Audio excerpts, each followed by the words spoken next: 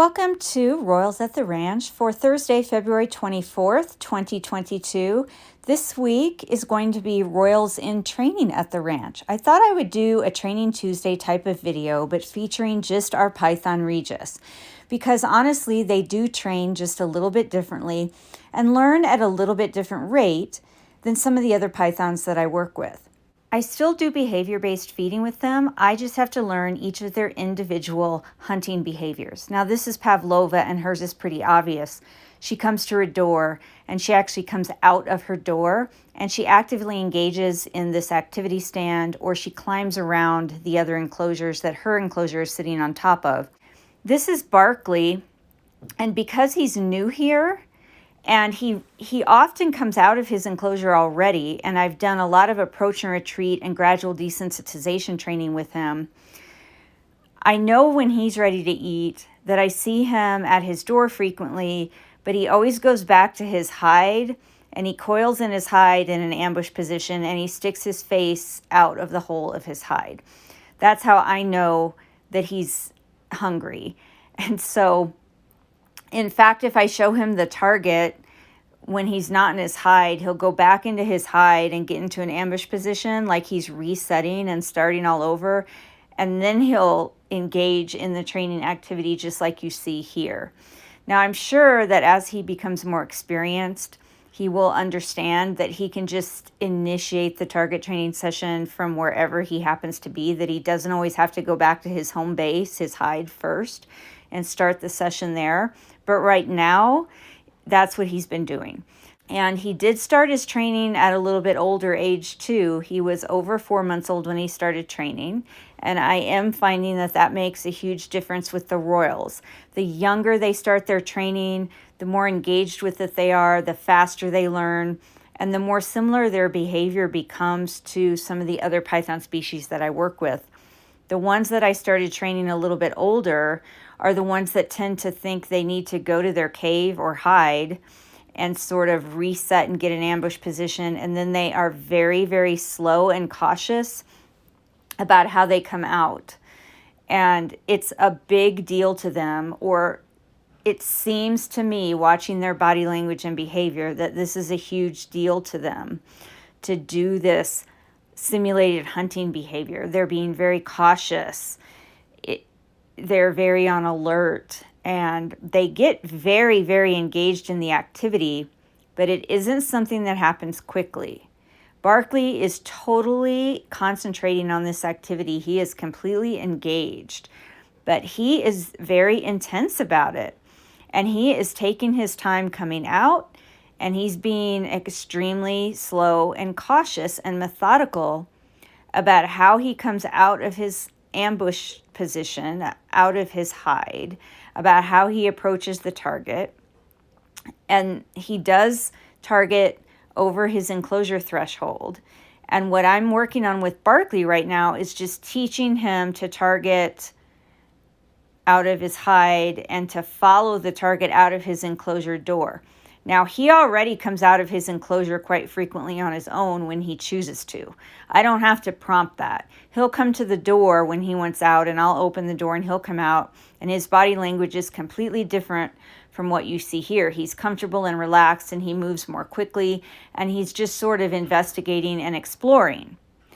It's not this slow, methodical, intense behavior that you see when he's hunting.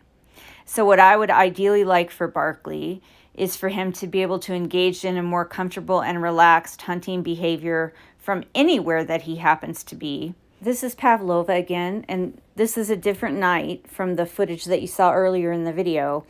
When I see their hunting behavior 2 or 3 nights in a row, then I usually go ahead and feed them. I had seen her at her door. She'd come out a couple of nights in a row. This time I decided I would let her out and feed her, and I would do this target training session. You can see that she's orienting towards the target and that she's a little bit quicker than Barclay was to come out. She started her training much younger. I got her at less than 3 months old. I think she was 10 or 11 weeks old when she arrived here, and I started target training her right away from her very first feeding with me. And she's just a more outgoing animal she always has been from the beginning, but I think part of that is because of the young age that she arrived at, and I immediately exposed her to environmental stimulation and target training, and so she's a little bit more confident about doing the activity. Now, this is Ezra. You've seen him in other videos. Here's his huge, ginormous cue to me that he wants to eat. I walked into the room and he was in this position, and I opened his enclosure door and he remained in this position and he did not move. So he is screaming at me, "I'm hungry, feed me."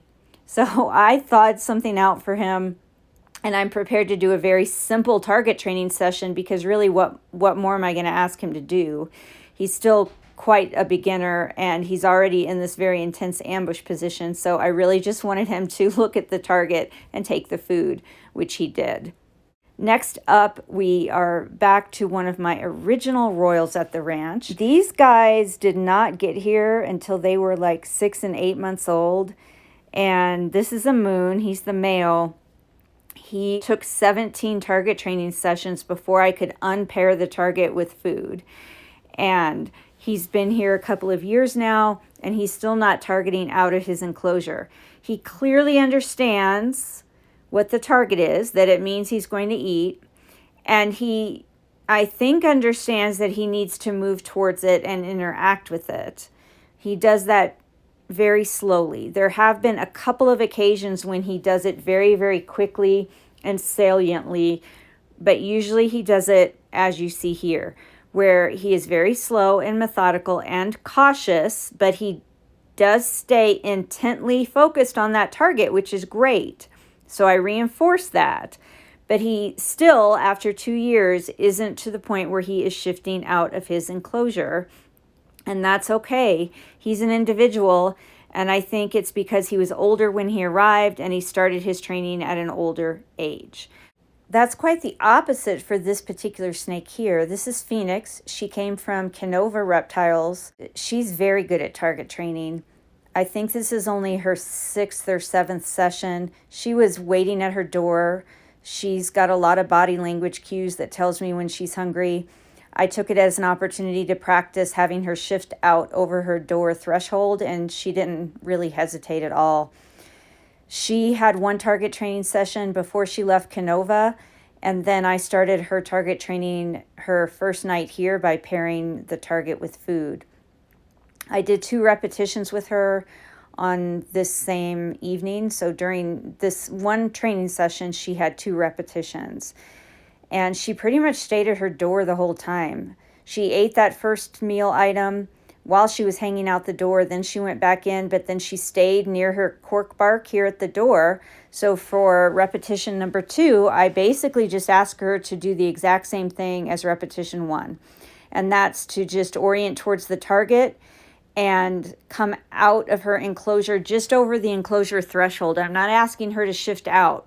This is one of the approximations that's getting us closer to her shifting out. But we can't just go from her targeting in her enclosure to targeting her whole body out of her enclosure. You have to take baby steps. And so I usually get them to target towards the door and then slightly out the door and just move up from there.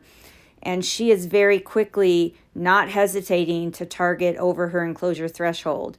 Now, you see that she's not touching the target and interacting with the target as much as I would like her to.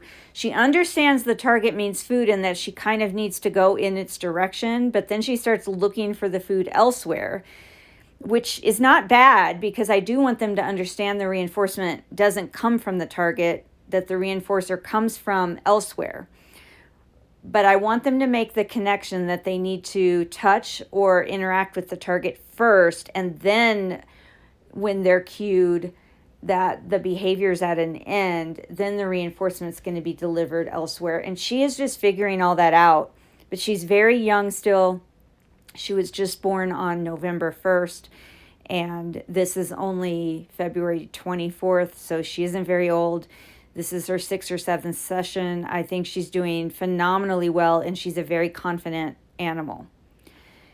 Speaking of confidence, Fulcrum, who has been here since last March has decided he's very confident. He's decided he likes eating. He's decided he recognizes when the other snakes are training and engaging with me in an activity and when they're getting fed.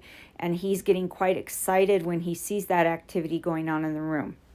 I just flipped back here to Pfynix, going back into her enclosure. And I want to remind everybody here to make sure you're cleaning your training targets and your training tongs and any other training equipment like stations or scales or whatever you're using in between animals. You don't have to clean it in between repetitions with the same animal, but I just recommend cleaning all of the equipment in between different animals. This is Soji. Now Soji, like Fulcrum, also arrived here at an older age, and she has not had very many target training sessions. This is her first target training session in this particular enclosure, and it takes her a little while to make the connection as to what's going on. I honestly don't think I've paired the target enough times with food.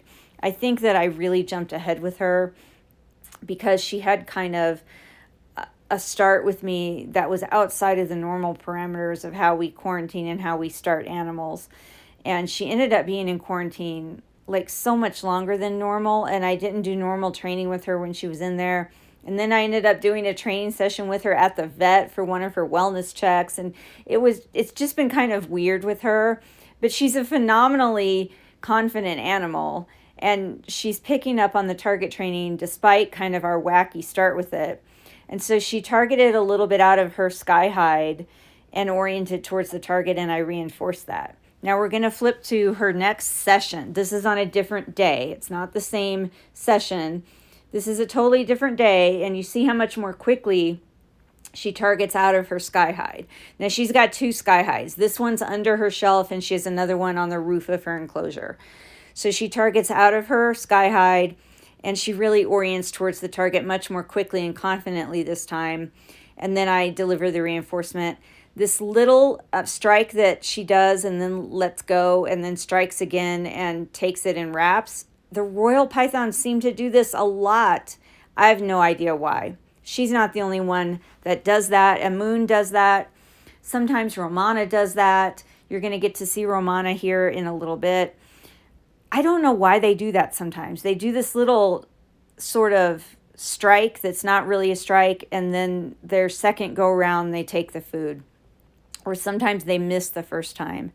This is just poor Fulcrum, who's not getting fed tonight because he just ate like 4 days ago, but he's very excited because other animals in the room and around him are getting fed.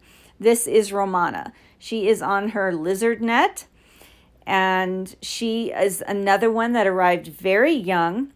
And her routine for target training is she gets in these positions that tells me she's hungry. Like she's on her lizard net, getting an ambush position. Occasionally she's in a ground hide and gets an ambush position at the door of the hide. When she's up high in ambush position, I definitely know that she's hungry and wants to eat. She stares at the target for a really long time and really appraises the situation, and then all of a sudden she'll move forward, just like she did here. And that is pretty much how she trains every time.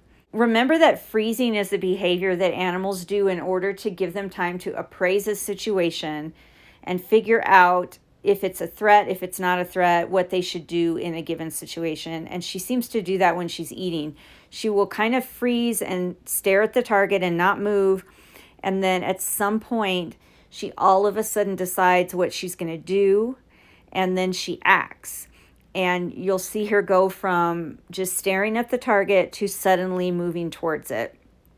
And I will be curious to see if this process speeds up the more training sessions that she's had. She's just had a handful, like maybe a half a dozen training sessions since she's been here. But I'm really pleased with how well she's doing. And she has also done some puzzle feeding and foraging exercises. And she will also take the prey while she's engaging in those. So she doesn't always get tongue fed.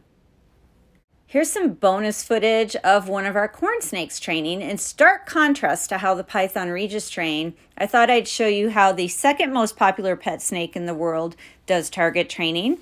And until next time, everybody please remember to always be kind and love your animals.